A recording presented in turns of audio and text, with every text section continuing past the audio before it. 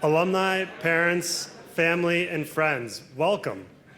It's so great to be here tonight with everyone as we celebrate exceptional performances and legacies by individuals and teams associated with Swarthmore College athletics.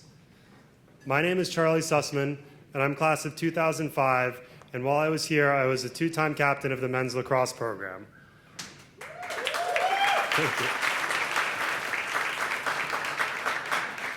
I'm also the chair of the Garnet Club Advancement Council, and as part of the council, we partner with Swarthmore Athletics to provide programming, resources, and opportunities for student athletes and for the community.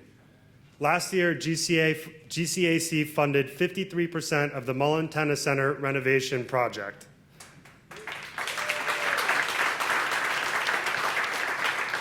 This included 4 new spaces at the Mullen Center: the Michael Costonis Senior Class of 92 Golf Center, the Filati and Patchman Lobby, the BB Multi-Purpose Room, and the Sports Medicine Annex. Support from alumni and parents are critical to the success and advancement of initiatives like these. As the college dedicates this academic year to celebrating Black excellence, we will do the same through a special project memorializing longtime athletic trainer Tave Holland.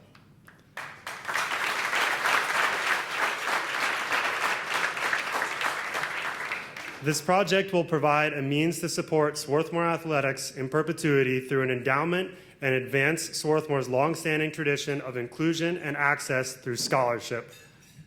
This project is being led by Jim Harvey, class of 78, who is being inducted tonight as part of the 1974 men's soccer team. Jim, please stand and accept the recognition.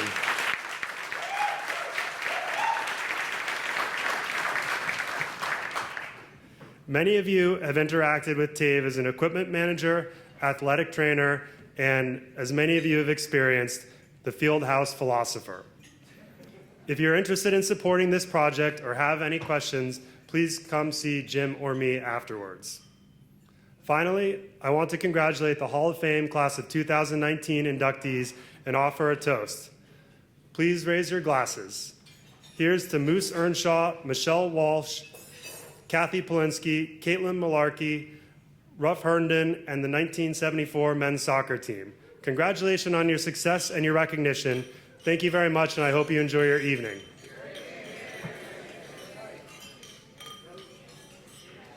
I'm going to interrupt you briefly between courses. Thank you. Hello, everyone. I'm Salem Shuchman. I'm chair of the Board of Managers, and I am delighted to welcome you all to the 7th Annual Garnet Hall of Fame banquet this evening. We're here tonight to honor those outstanding athletes who are joining Swarthmore's Hall of Fame this year.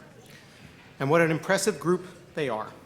A Major League Baseball player and World Series starter, a groundbreaking trainer, a 3-sport college record holder, a 5-time All-American, a first ballot Hall of Famer, and the first team in Swarthmore history to compete for an NCAA title. Wow.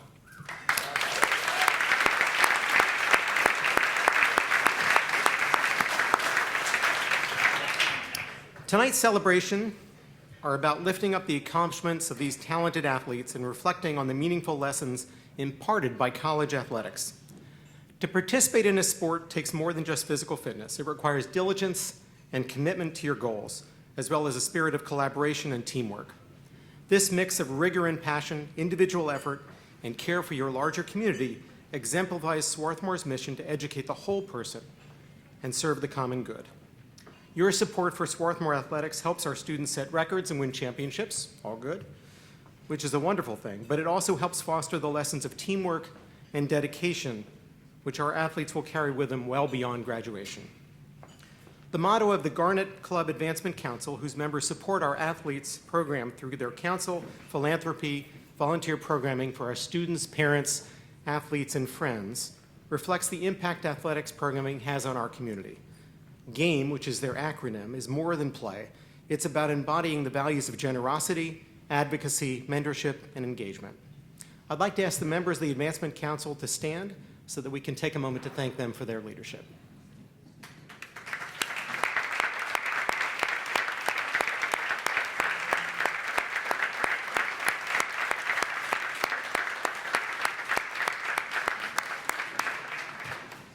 So thanks to the council and all of you who joined us here tonight for the support you've shown for the college and its fantastic athletes, and to this new class of inductees into the Hall of Fame, a very well-deserved congratulations.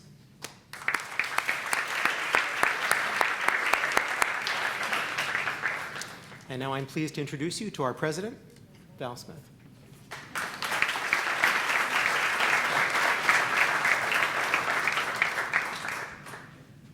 Good evening, everyone. Good evening. Thank you, Salem, for your wonderful words and for introducing me. I am delighted to see all of you and to be here with you for this annual celebration. This is one, to my mind, this is one of the high points of the year for us. We'll honor the Garnet throughout the weekend with team events today and tomorrow, the pep rally tonight, and a family-friendly tailgate tomorrow. I hope you'll be able to enjoy some, if not all, of these activities and keep the celebration going. This year's Hall of Fame honorees span several decades.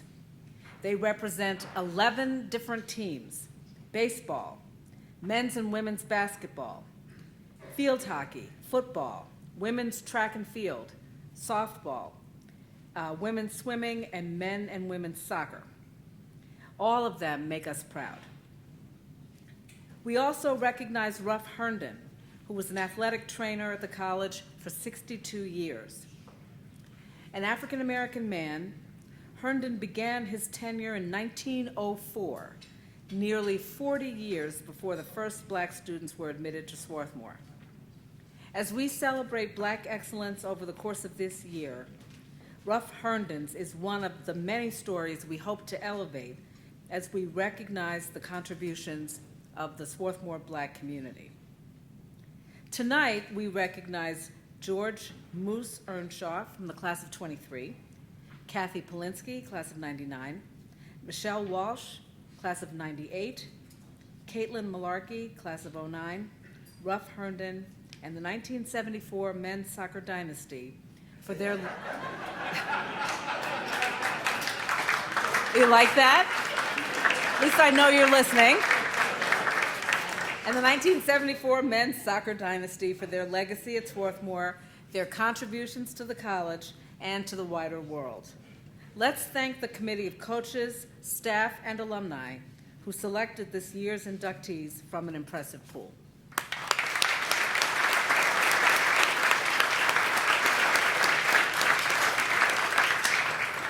I also want to thank the alumni, parents, faculty, students, and staff who volunteered their time to the newly formed Garnet Club Advancement Council. Salem just introduced them to you. I look forward to the impact they will have as their work gets further underway. I also want to echo what Salem said earlier about our mission to educate the whole student. Everyone in this room knows that when you attend a college like Swarthmore, you don't just go to class and then graduate. As a liberal arts college committed to educating students for doing good in the world, we provide myriad co-curricular opportunities that support learning and development across a variety of dimensions, preparing students for productive, engaged lives. Athletics is fundamental to that mission. Last year was a testament to the excellence of our student athletes, and I look forward to the seasons ahead. As our student athletes develop teamwork, resilience, self-discipline, and empathy, they are cultivating values as well as skills. These values are as necessary on the field, track, and court as they are in the classroom, lab, on the stage, and in residence halls, and they will be deeply significant in their lives after college. Tonight's Hall of Fame honorees embody these values. Congratulations to them, congratulations to you all, and thank you again for being here. Please enjoy the evening.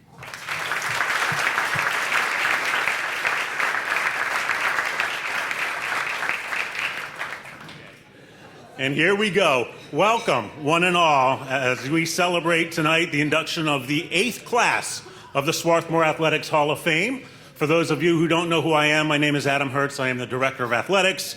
I'd like to thank President Smith, Salem, Shuchman, Charlie Sussman for your noteworthy words and your commitment and support of the Garnet Athletics program. Thanks for being here tonight. So those of you who've been here before know that this is one of my favorite events of the year, as it brings together a population who dedicated so much to this institution. It gives us an opportunity to remember, recognize, and commemorate those moments together with teammates, friends, and family. This is a year of anniversaries for us here at Swarthmore as we celebrate the 5th birthday of this building, the Matchbox, a facility that has helped transform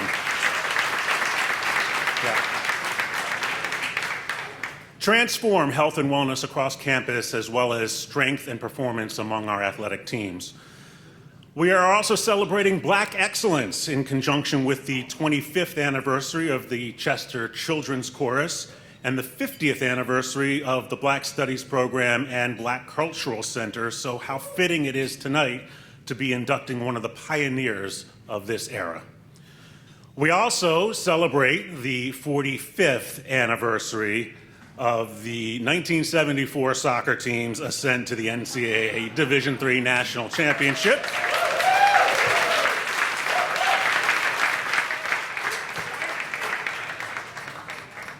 And as a department, we talk a lot with our students and coaches about wearing the S with pride. I usually say that and I reach up for the S on my chest, but it's not there tonight. And how important it's been throughout our history. We know that our teams have identified over the years by other nicknames. You may have been called the Little Quakers or the Garnet Tide or the Phoenix, but the one constant has been the S. Tonight we'll hear stories of dedication and commitment to the S and why it's been and continues to be something that we wear with pride. We've also been talking a lot with our students about why we're represented by the Garnet and how we assimilate with it. And yeah, I can already see some of the students here tonight rolling their eyes. But I thought you might enjoy hearing about the magic of the Garnet. So first, anybody who has a January birthday probably knows that Garnet is your birthstone. Beyond that, it's one of the oldest and historically relevant of the gemstones. The Garnet is incredibly diverse. It comes from all corners of the world. It comes in all different shapes, colors, sizes, and lusters, like us. Some of them can also be incredibly rare, the one-of-a-kinds, if you will. You know who you are out there. Garnet is religiously diverse as well, referenced throughout history in Judaism, Christianity. I'm making my own religions up here. It's even mentioned in the Quran. The Garnet has legendary powers. It's been written that Noah used a piece of glowing garnet to light the ark during the Great Flood. And Greek lore notes that Garnet guarded their children from drowning and even offered protection against various poisons. Its strength and utility are equally diverse. In medieval times, it was extremely beneficial to wear garnet when one exerted themselves, like in battle or in competition. It's said that the garnet can boost the energy of an entire system, an entire team, and can revitalize and stabilize it. Garnet promotes self-confidence and commitment. And the Garnet's virtues include success, loyalty, energy, and faith. Of course, Swarthmore is next to an area called the Garnet Valley. The garnet that was mined in this area was mostly ground down into sand. Individually, these little grains of sand are powerless and easily dismissed.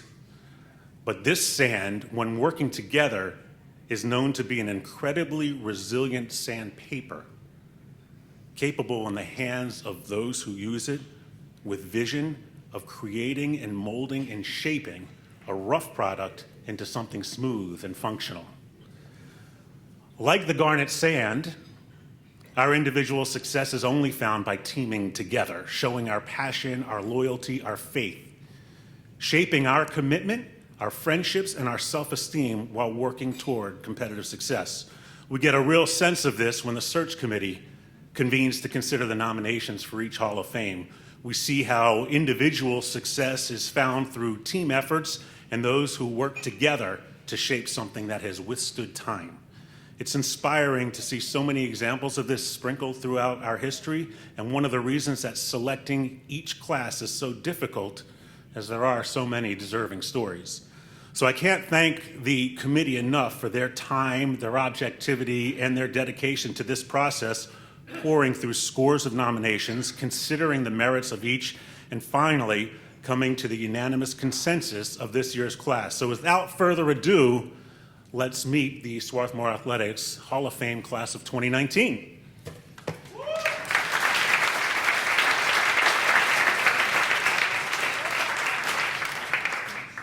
Our first two inductions are posthumous.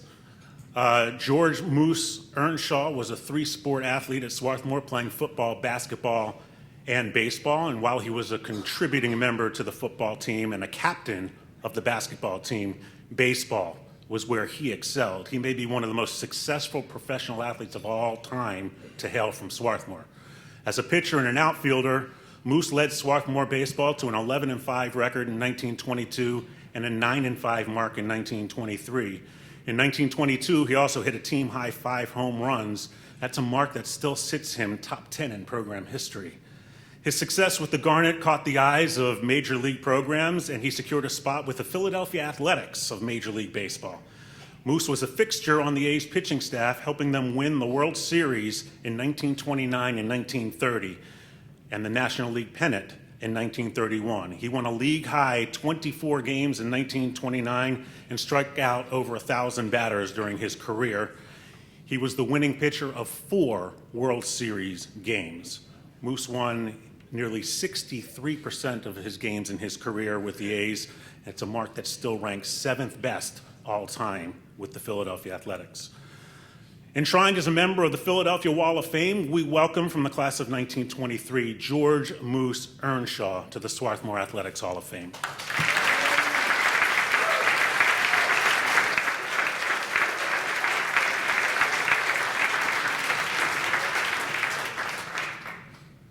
So I had a little spare time, and I was reading a newspaper from June 4th, 1966 the other day. I have a little catching up to do, I admit. I was amazed by how historically significant it was. I read an article about Willie Mays breaking out of his batting slump. Roberto Clemente went 2 for 5 as the Pirates beat the Astros, and Jim Bunning led the Phillies to a win over the Giants. Then there was the announcement that Ernie Terrell, the heavyweight champion of the world, had just canceled his fight with Cassius Clay. The feature story, by the way, Marion Fay, thank you for the newspaper.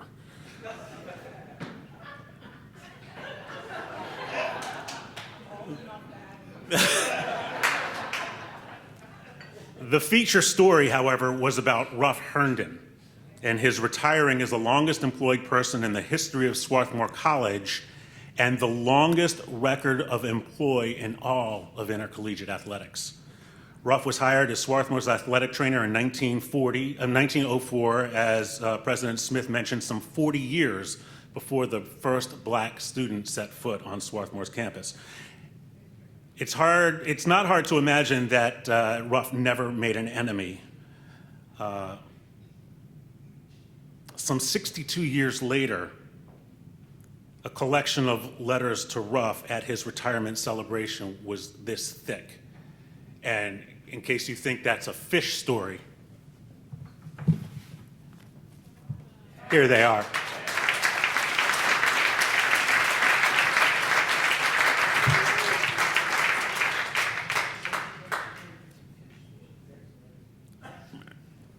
Thank you. President Courtney Smith said of Ruff that he was a man of deep commitment and loyalty and one of the noblest men any of us have ever known. And the letters that I just showed you, all of them to a person pretty much say the same thing. Herndon was a John Nason Award winner given to the person at Swarthmore who contributes far beyond the requirements of his job. The 1964 centennial edition of the Swarthmore yearbook was dedicated to Ruff, and he was awarded the National Athletic Trainers Association Gold Trophy in 1965. So known for always being a gentleman, radiating an inner peace of mind and keeping students physically and psychologically fit, Ruff Herndon, for your 62 years of service, welcome to the Swarthmore Athletics Hall of Fame.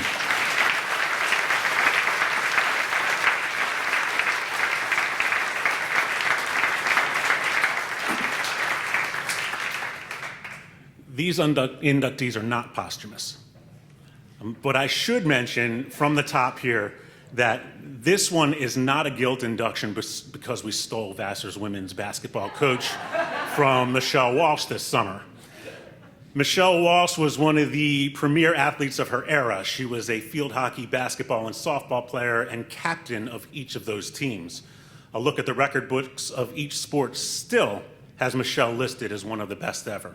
As a defender on the hockey team, she led a defense that helped the program to a 4-year record of 64 wins against 14 losses and 2 consecutive unbeaten Centennial Conference seasons. She sits 10th all-time in assists for the Garnet.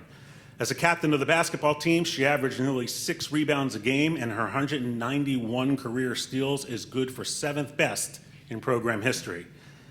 And on the softball team, Michelle batted .451 over her career, had a .743 slugging percentage, owns the 2 highest single-season batting averages in program history, hitting .495 in 1997 and .500 in 1998, and is still the program's all-time leader in total bases.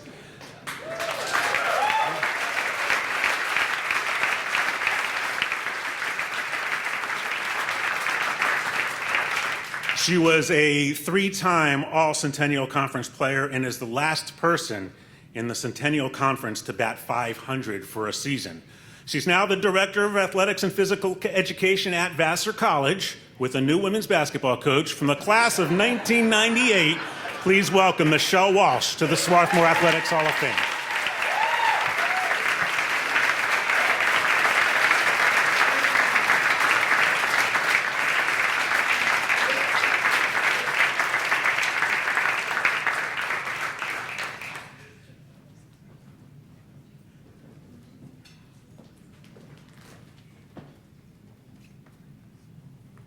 Thank you, Adam, for that incredibly kind introduction.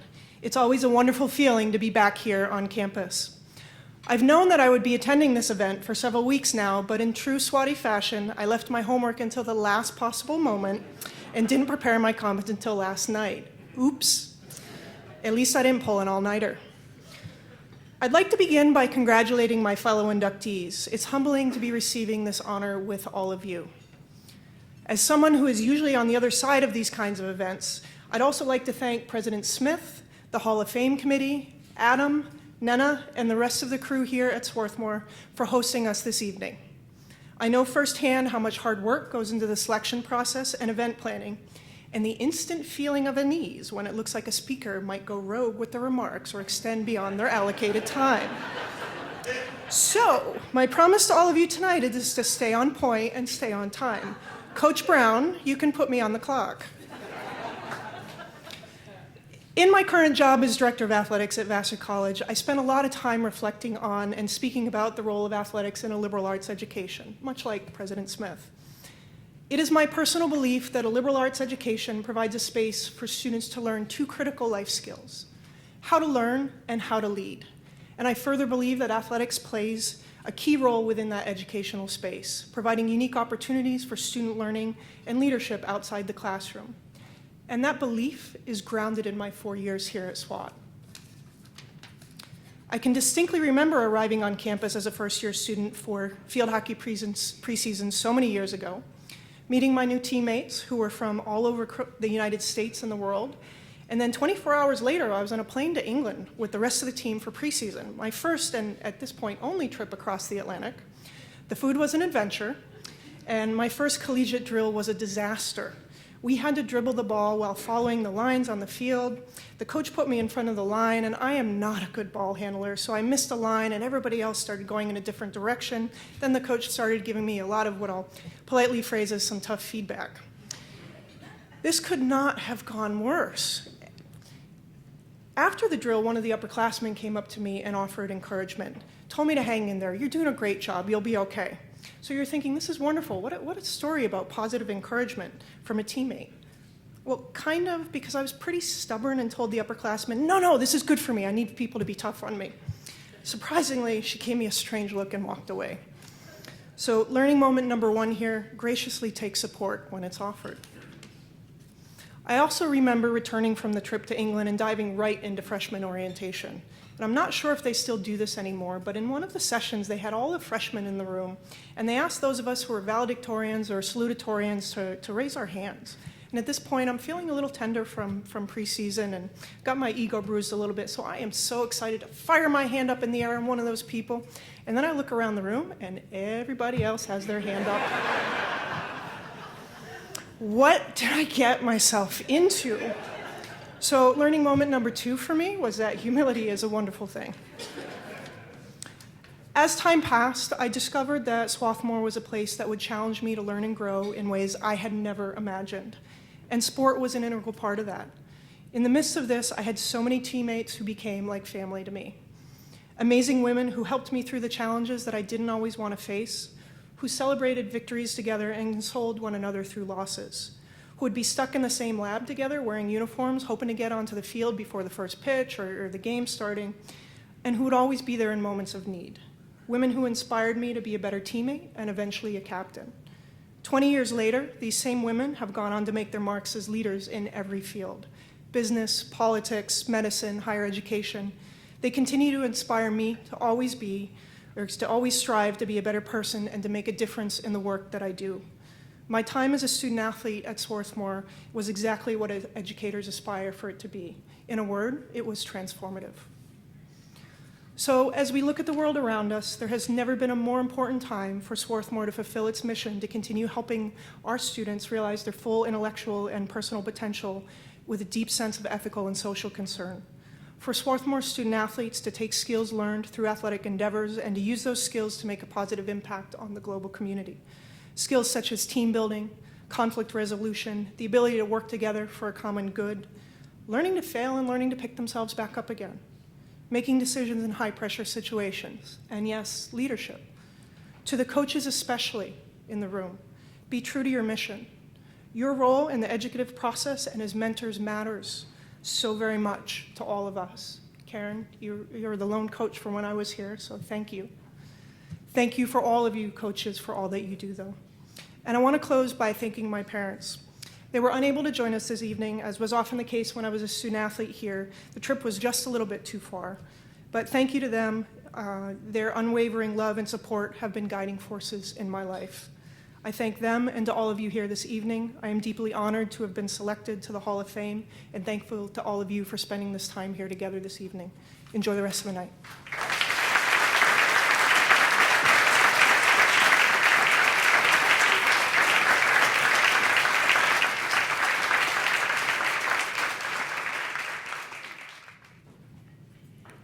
So I guess you got the sense during that speech that Michelle likes criticism and correcting. And one of her softball teammates shared a story one game when she was having a little trouble with the umpire, this teammate.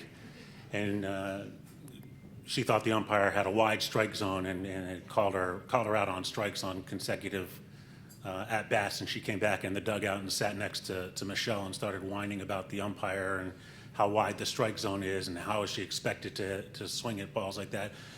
And Michelle very plainly looked over at her and said, "Those balls are strikes. Swing the bat." So, yikes.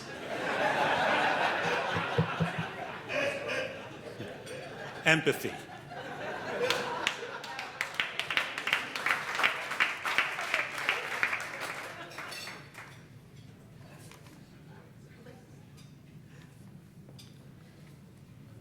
So I wonder if it ever got old. 3 times a Centennial Conference champion, 7 times an NCAA qualifier, 5 times an NCAA All-American. I can tell you that I'm never unimpressed with this type of accomplishment, and I can tell you without a doubt that Cathy Polinsky is one of the most accomplished swimmers ever to wear the S.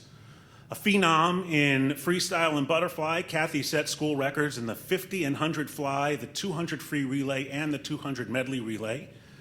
She qualified for the NCAA championships in 1996, 97, and 99, earned All-American status in 5 events during those years. Cathy earned the Denny Rath Award in 1999 and was a Centennial Conference champion in the 100-yard butterfly and 200 and 400 medley relay. After college, Cathy took her Swarthmore degree and she made a name for herself at places like Amazon and Oracle and Yahoo and Salesforce.com. She was actually named by Business Insider as one of the most powerful engineers in the world. Now working as the Chief Technology Officer at Stitch Fix, from the class of 1999, welcome Cathy Polinsky to the Swarthmore Athletics Hall of Fame.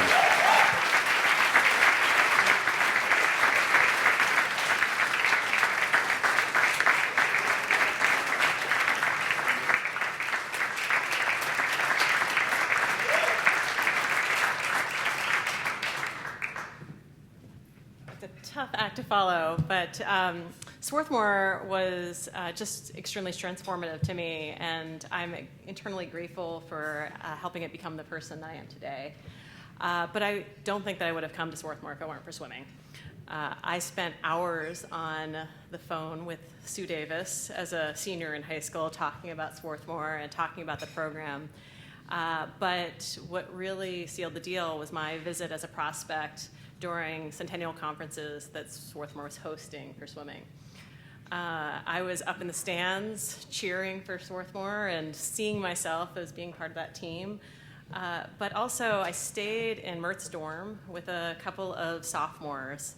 And I remember seeing the swimmers talking on the dorms late at night about all of their scholarly interests, talking about politics, talking about their classwork, and really being engaged in the academics here at Swarthmore. And I saw that this is a place that I could do both. I could be both an amazing athlete, but also an amazing scholar. And I appreciate Sue for really giving me this opportunity to think about being a great swimmer, but also being able to study abroad, even though she discouraged me against it, missing our Gettysburg meet our senior year so that I could go to a computer science competition, even though we did not win the meet.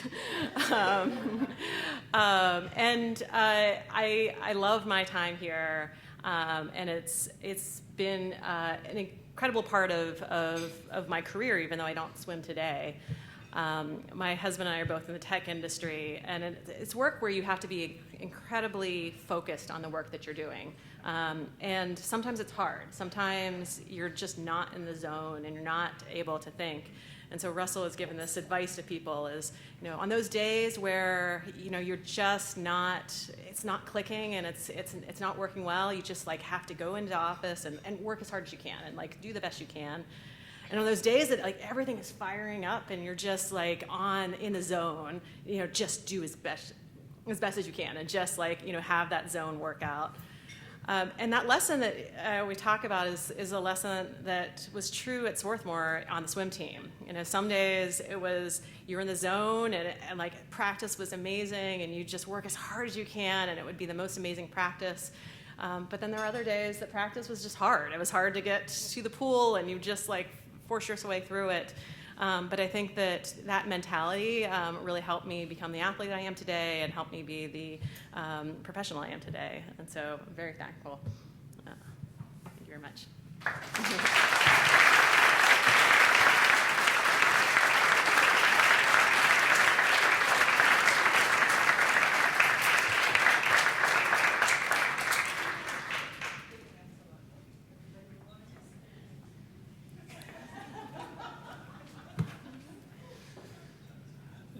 It's funny, I'm standing there watching Cathy, and here's this very professional, very mature woman up talking about her Swarthmore memories as the prototypical student athlete.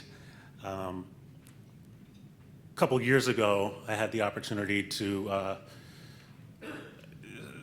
we have an inn out here now, and that has a bar in it, right? Yeah.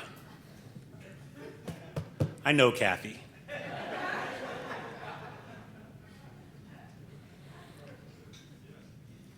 The measure of consistency, you might say. Caitlin Mullarkey played in every soccer game of her career and started all but 2 of them. She was a speedy, fearless, confident player who earned the distinction of being the first defender in the Centennial Conference to be named first team all-conference in 4 consecutive years. She helped steer a program that won just 3 games her freshman year to one that went 39-10-10 in her final 3 seasons, winning 2 consecutive ECAC championships and becoming the first team to defeat a #1 nationally ranked opponent. On the track, Kate was a Centennial Conference champion in the indoor 800, the 4x800 relay, a bronze medalist and school record holder in the steeplechase and the 5K, an NCAA qualifier in the 800 and the mile, where she finished 5th overall and earned All-America recognition. She also qualified for NCAA championships in the steeplechase, finishing 11th overall.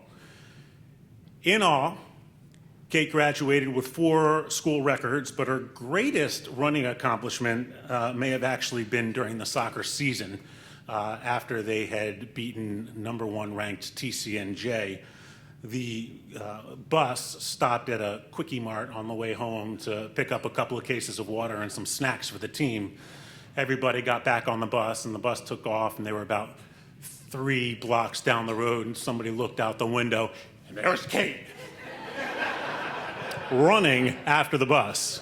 And poor Caitlin, who had been inadvertently left behind at the Quickie Mart, chased down the bus.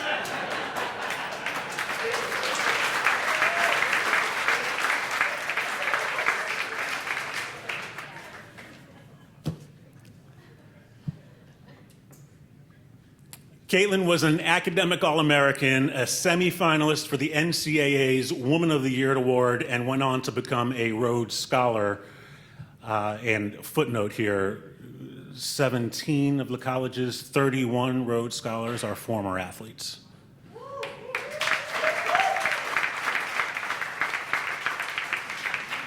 Currently living in Hamilton, Ontario, and teaching at McMaster University from the class of 2009, welcome Caitlin Mullarkey to the Swarthmore Athletics Hall of Fame.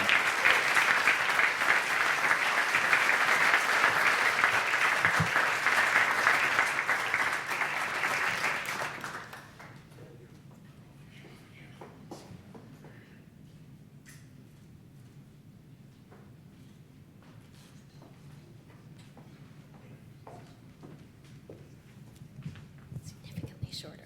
Yeah, that's okay. Thank you for the very generous introduction, Adam. It's an honor to have the opportunity to return to Swarthmore and to be recognized here along so many talented and accomplished athletes. So I want to draw your attention to something in the program. It says, Caitlin Mullarkey, a star in soccer and track and field, who also played basketball. That's where I want to start tonight. I think I hold several unofficial school records that maybe the selection committee wasn't aware of, so I'm going to start with that. I spent an illustrious season riding the bench for the women's basketball team. I averaged 2, maybe 3 minutes a game on a team that was young and struggled to break 500. I tried to make the most of the little play time that did come my way, but never really accumulated a significant number of minutes. All in all, the season was pretty unremarkable. I didn't really feel like I stood out in any way. That was until I had my end of the season meeting with then coach Renee DeVarney. So Renee DeVarney had been a math major, and so she was really into statistics, really meticulous with the statistics. She opened our meeting by telling me that she had run the numbers, and that in fact, if I had played all 40 minutes instead of those 2 or 3, I would have averaged 20 fouls per game.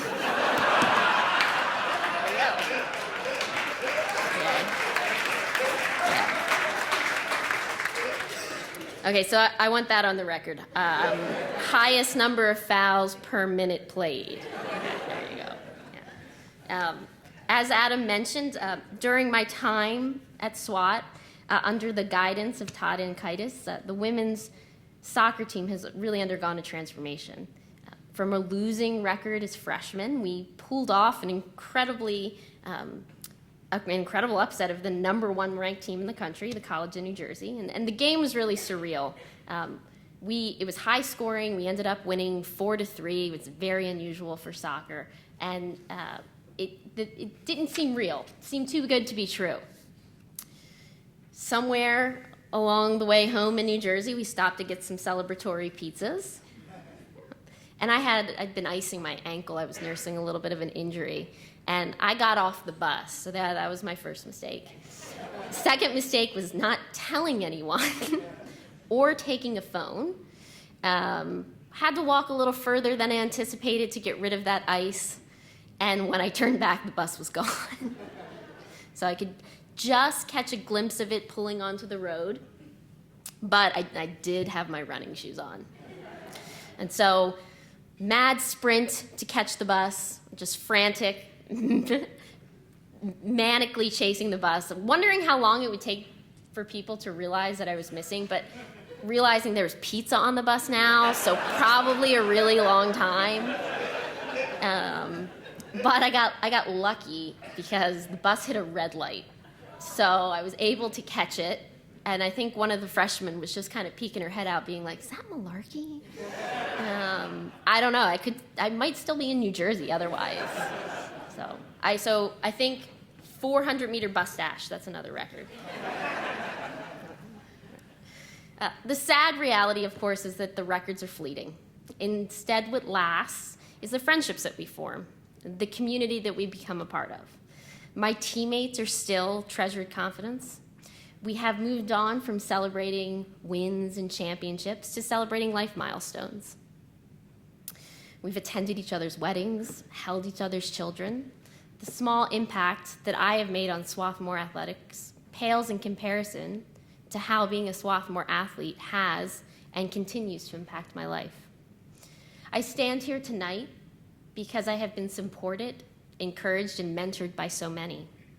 My parents have always been my #1 fans. They were perpetual fixtures in the stands at our home soccer games, often with our golden retriever. They're here tonight. My coaches,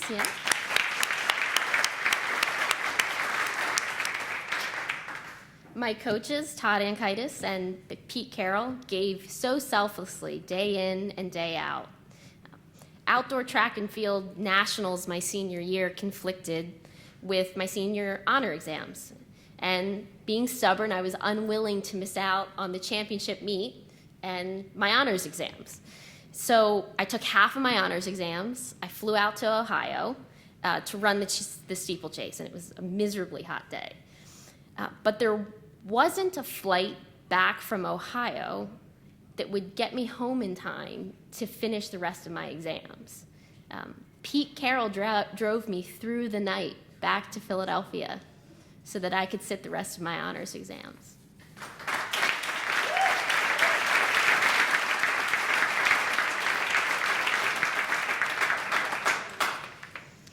I know my story is not unique. For decades, Todd and Pete have shown unwavering dedication to their athletes, and the successes of their programs are a testament to that. Finally, I'd like to thank my husband, Matt. We met 4 years post-graduation, well past my peak competitive years and 2 knee surgeries later. So it's very meaningful to have him here tonight to share with him what makes SWAT such a special place to me. When I first walked through the doors of the field house 14 years ago, I was mostly terrified. I was afraid I was going to be cut from the soccer team and really fail before my college career had even started. Eventually, coming to the field house became the best part of my day. 10 years on, this campus, these buildings, they feel like home. They're filled with nostalgia and happy memories. So thank you again to the selection committee, my coaches and family, and warmest congratulations to the other inductees.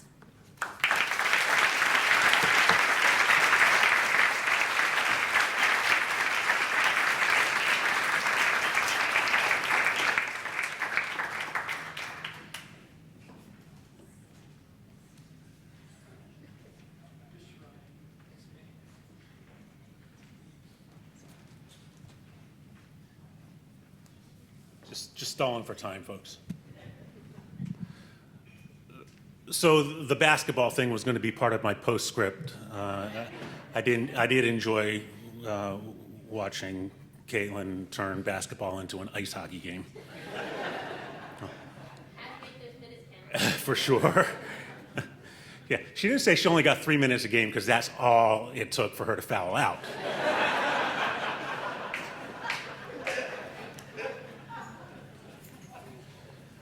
I also want to tell you all that despite inadvertently leaving Caitlin at the Quickie Mart in Trenton, we haven't lost one yet. So, we're good.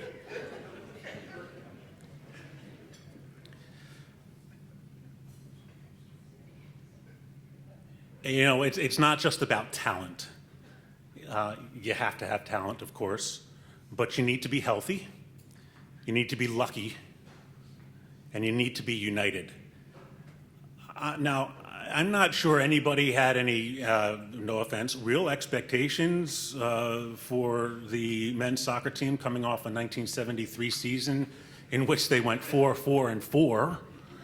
But if you take those ingredients, sprinkle that recipe with a little magic powder, and you get those individual grains of garnet working together, you get not what I call a dynasty, but you get lightning in a bottle. And that's the beauty of sport. One small change, one seemingly insignificant change can make all the difference in the world. I don't know what that change was, but whatever it was for this team, it resulted in a 10-3-2 record in 1974, with the only 2 regular season losses coming at the hands of Division I opponents.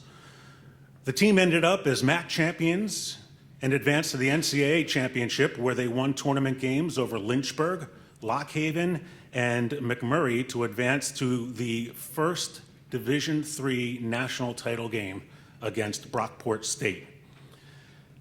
This team was also the first Swarthmore team to compete in an NCAA title game, and was led by an offense that scored 35 goals and propped up by a defense that allowed just 13 and shut out half of its opponents.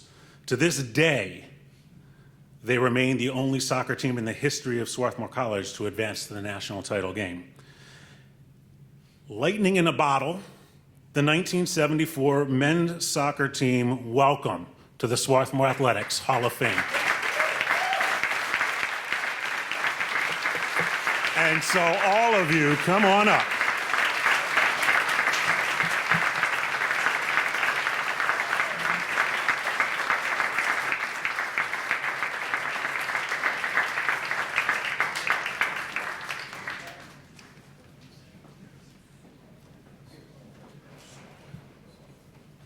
Guys, we got your back there. Got it.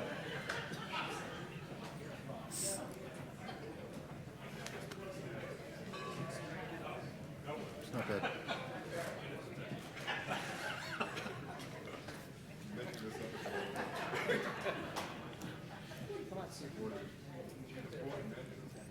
There appears to be a fundamental misunderstanding with the chain of command at the college when the athletic director tries to contradict the president of the college, who recognizes a dynasty when she sees it.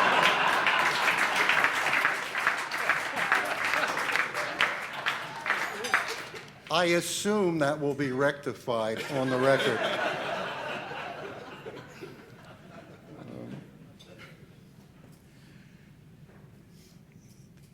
We refer to this as the McElhenney building. No.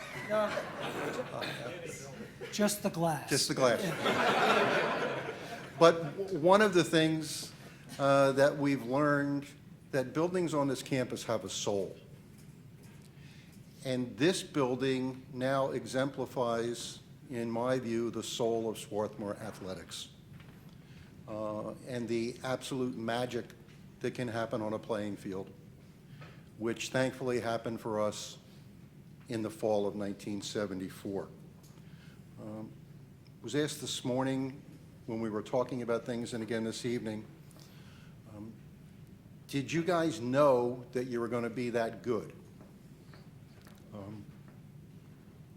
I think we had an inkling that something special was going to happen. Adam is correct. We were 4-4-4 the year before, and we struggled. We weren't scoring goals.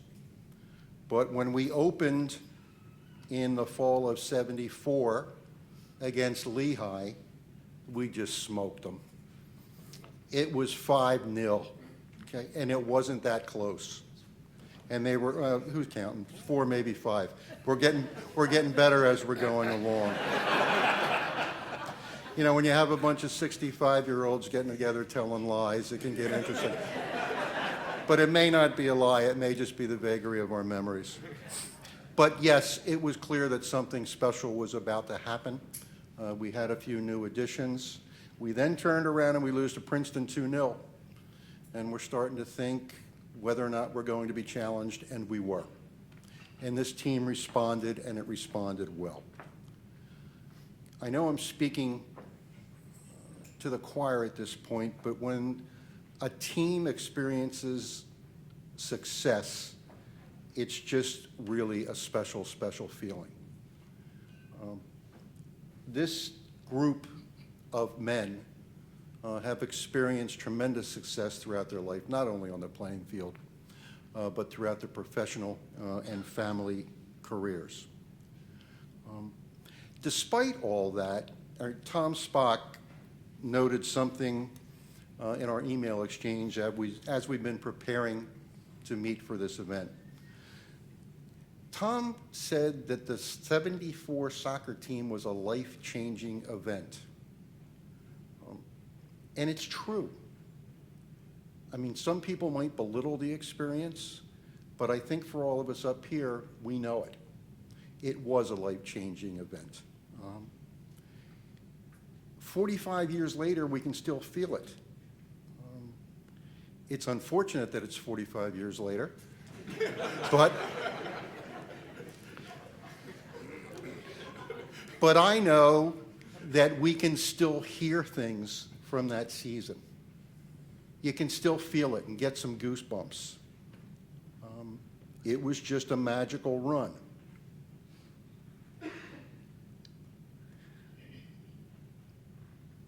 What I would like to do, just take a minute, is to announce the lineup. Since this building has a soul, this building needs to hear these names from the '74 team. And I think this will be the final announcement for the starting lineup for us, as we're now. Well, it's the autumn of our years. Let's leave it that way.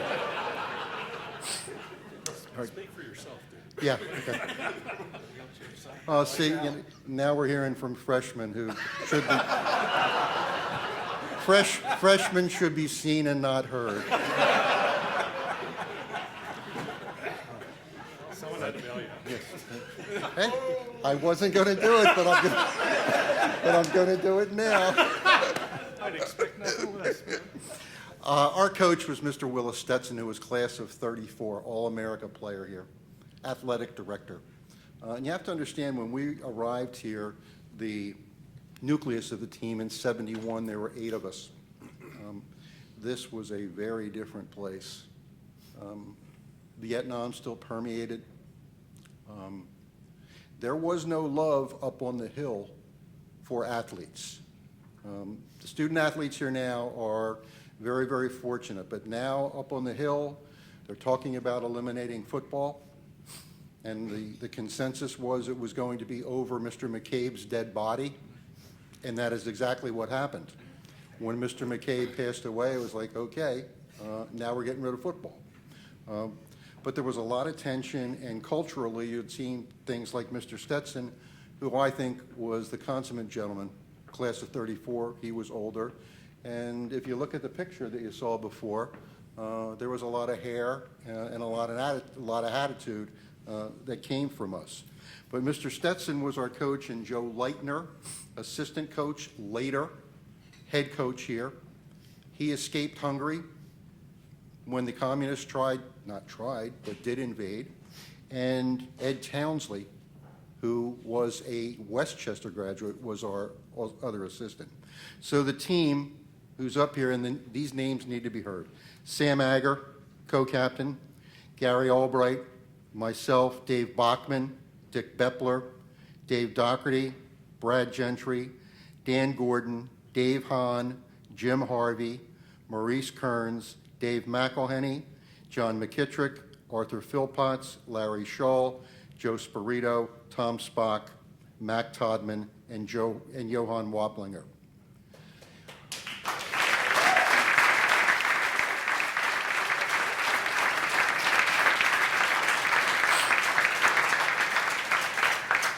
And when you talk about the soul of this college, his name has already been mentioned.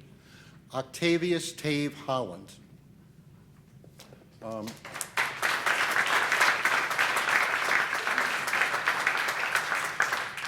I know I don't make it through 4 years of Swarthmore without Tave. Now, to say that he was an equipment manager, an athletic trainer, no. He was the soul of the athletic department, and he had a doctorate in philosophy. And he mentored us more than anyone at this college. So in addition to the 74 team accomplishments, 10 of our team members made the All 70 Decades team. 4 of our team members made the All Century team. That is representative of how dominant this team was. We were 10-3-2. We didn't lose to another D3 team until the national final. That was November 30 of 1974. At that point, I thought it was the worst day of my life, and I believed that for many years. Now, I realize that that year, this team was emblematic of the success that these individuals would see throughout their lives. It really was a harbinger of things to come for these members. And now, I look back on that day with great pride because of the relationships that were fostered and the way these folks have conducted their lives. University presidents, CFO of the NFL, university professors, law school professors, individuals involved in a multitude of charitable endeavors, successful business people. And that is really the enduring legacy. Not that we were good, yeah, we were good. In fact, we were a dynasty.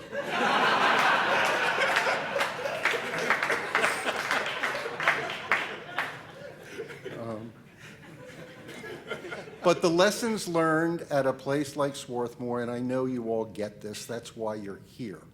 And we are so lucky to have had the opportunity. You always hear about teams battling through adversity. Well, we did. We lost both of our captains very early in the season, 2 starting forwards. And several of us were talking about that earlier this evening. We're pretty sure that if we had had those 2 guys, Sam Agger and Larry Shaw, playing for us for the rest of the year, that they probably would have scored at least 1 goal between the 2 of them over the rest of the year. And if that happened in the final, you never know. We could have been there. This is all about relationships. So a special relationship, special team, and I think now an enduring dynastic legacy. Thank you so much.